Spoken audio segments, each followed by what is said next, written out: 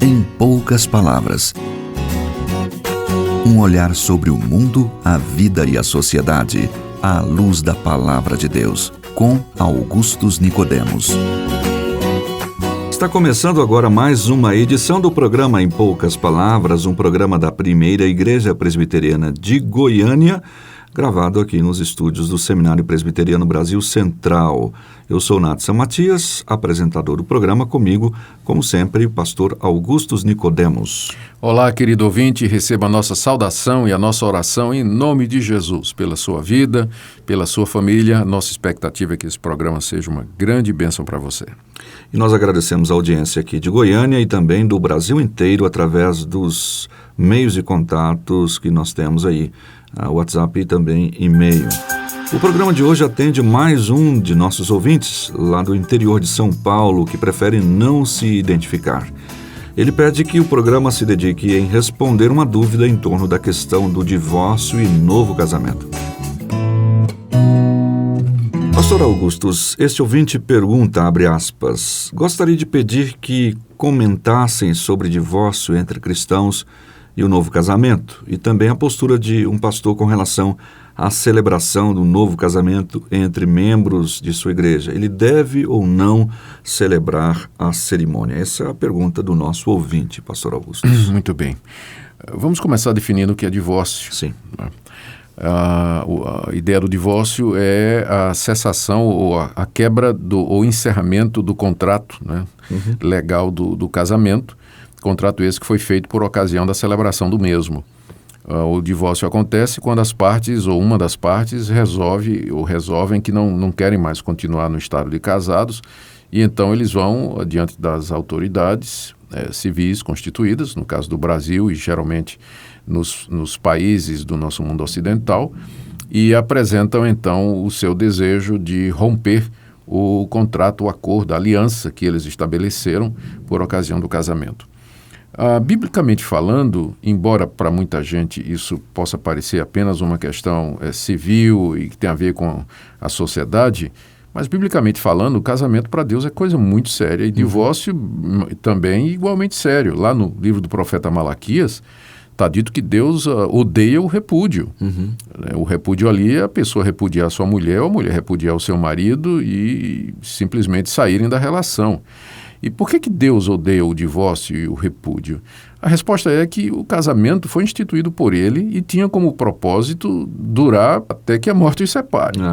É o que se diz, né? É o que se diz, é durar para sempre. Esse era o propósito do casamento. É essa a finalidade. Por que Deus tinha essa perspectiva quando criou o homem e a mulher e os colocou numa relação de casados, de marido e mulher?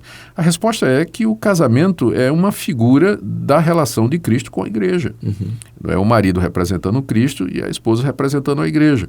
E da mesma forma como a relação de Cristo com a sua igreja é perpétua, é eterna, o casamento, como imagem terrena disso, deveria da mesma forma ser uma relação durável, não é? Uma relação que permanecesse até o fim.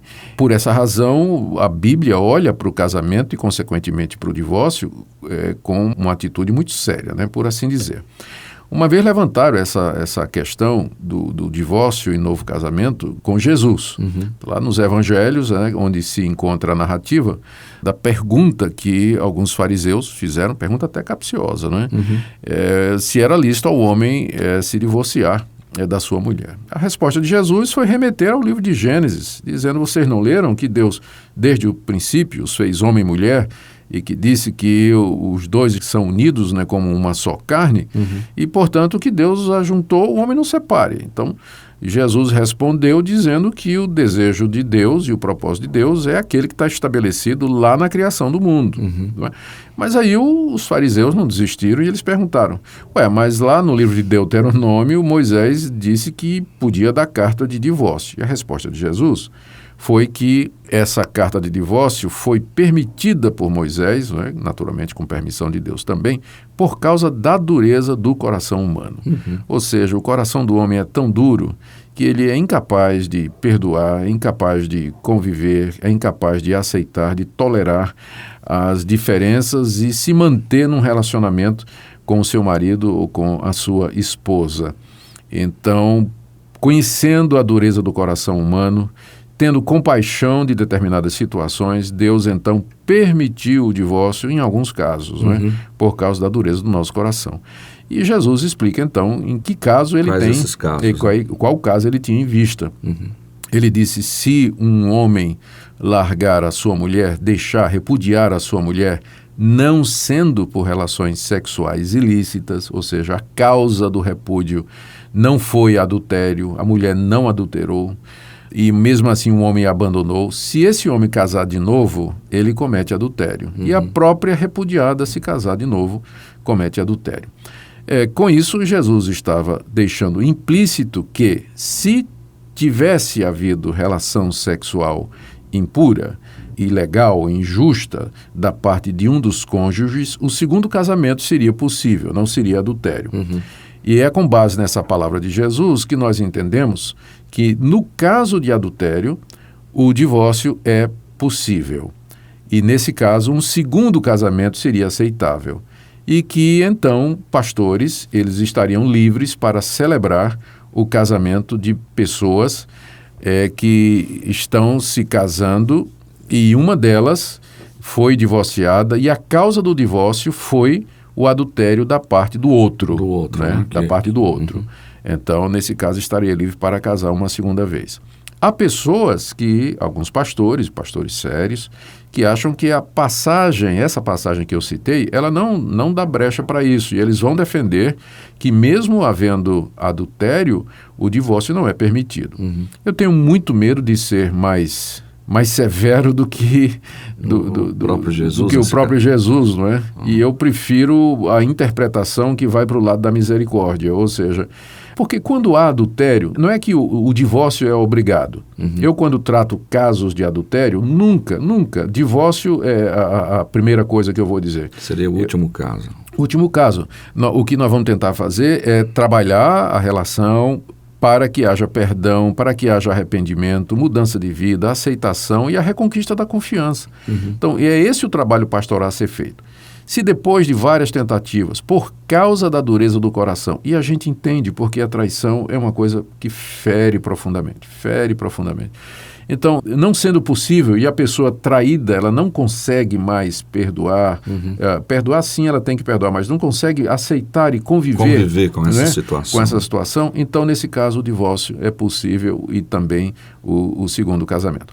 O apóstolo Paulo, tratando de uma situação similar, Só um instante antes, deixa eu falar. Mas uma vez que a pessoa diz assim, olha, eu perdoo, mas não consigo conviver, ela não está deixando de perdoar mesmo, não? Não, você pode perdoar uma pessoa, ou seja, você não atribui mais culpa, né?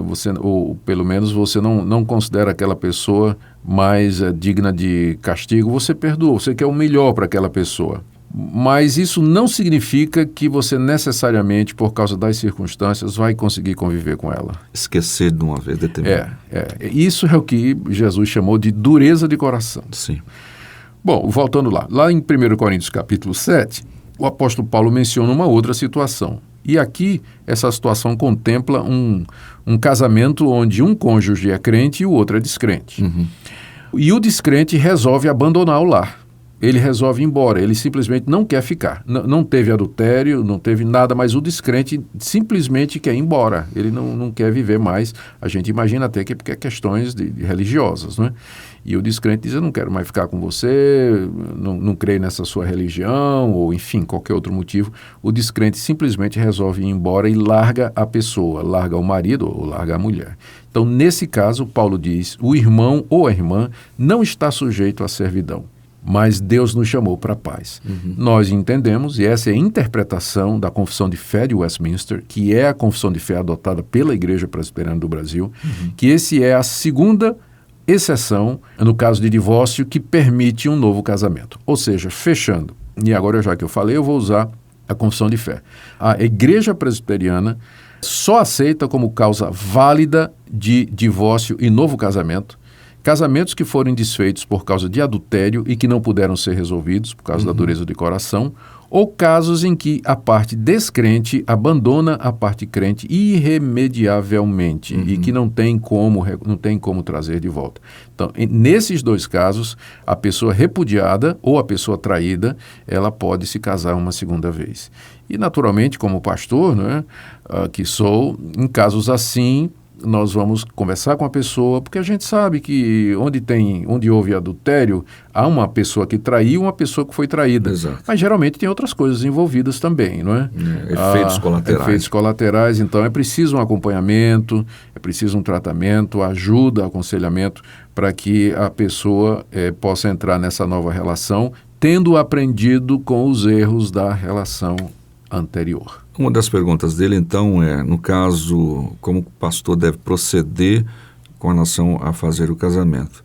Nesses dois casos, então, ele estaria livre para fazer. Exatamente. Eu entendo que o pastor, ele está livre para celebrar o casamento, né, religioso, quando o divórcio, a separação, aconteceu por conta de adultério ou de afastamento obstinado e irreversível, né, da parte descrente. Em ambos os casos, a pessoa sendo vítima, né? Exato, é isso. Bem, o que a gente percebe, então, é que quando se trata de divórcio, a Bíblia coloca um peso muito grande porque ela quer valorizar o casamento. Olha, Nathan, quando Jesus disse aos discípulos, quem largar sua mulher não sendo por relações sexuais ilícitas e casar com outra comete adultério, a reação dos discípulos foi, mas então não vale a pena casar, não é? E o que é que o Senhor disse? É isso mesmo, não é dado a todos, né? Se você não tem condição de fidelidade, não casa, né? Exatamente. Eu tenho a impressão que tem gente que seria muito mais feliz se tivesse permanecido solteiro. Pois bem, nós ficamos por aqui com esse assunto. Já já a gente volta com mais algumas informações para você.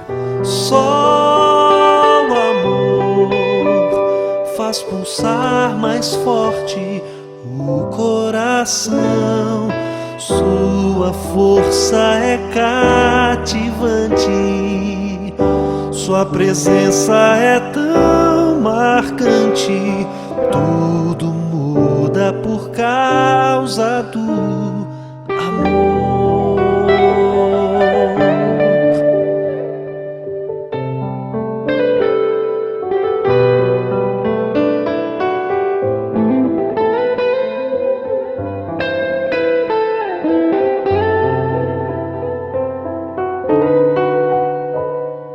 Muda o ser completamente, faz revolução.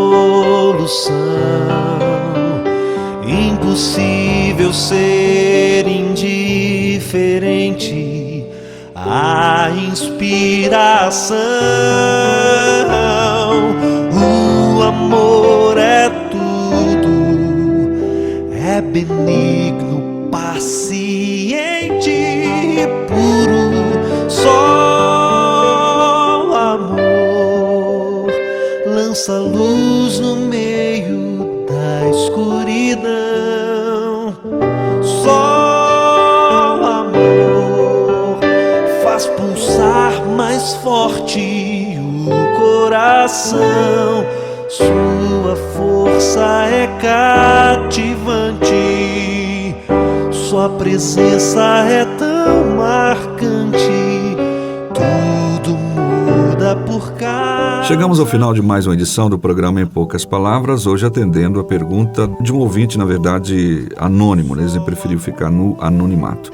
Nosso WhatsApp para suas perguntas, 62 9638 9557. E-mail, em poucas palavras, @terra.com.br.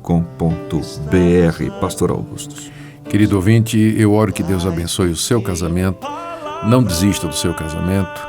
Talvez seja necessário mudança na sua vida. Procure ajuda, procure um conselheiro, procure o seu pastor, mas não desista. Deus odeia o divórcio. Que Deus abençoe você, continue firme e até o próximo programa. Em poucas palavras, um olhar sobre o mundo, a vida e a sociedade, à luz da Palavra de Deus. Apresentação, Nathan Matias. Comentário, Augustus Nicodemos. Um programa da Primeira Igreja Presbiteriana de Goiânia, Rua 68, esquina com 71 Centro. Visite o nosso site www.pipg.org. Apoio Seminário Presbiteriano Brasil Central, Goiânia.